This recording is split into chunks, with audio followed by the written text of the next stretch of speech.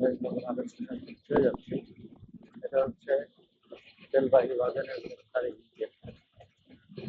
এখানে ব্রিটিশ আমলের manual signal system রয়েছে। যে উপরে দেখতে পাচ্ছেন, আমরা ছোটবেলায় এটাকে ডাউন বলতাম। Down, up, down, down. Down যখন নেমে যেত তার মানে হচ্ছে সিগন্যাল ক্লিয়ার।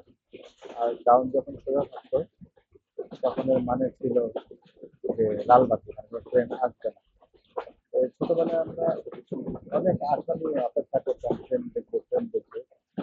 কিন্তু ট্রেন সময় এখনকার মতো এত চলতো না, শুধু হাতে কোনো ট্রেন চলতো। তবে অনেক লোকাল বা কমিউটার ট্রেন চলতো। তো যখনই আর কি এরকম ডাউন ছিল দেখলাম, তখন মনটা খুব খারাপ লাগতো। মনে হতো যে কাছাকাছি সময় কোনো ট্রেন নেই।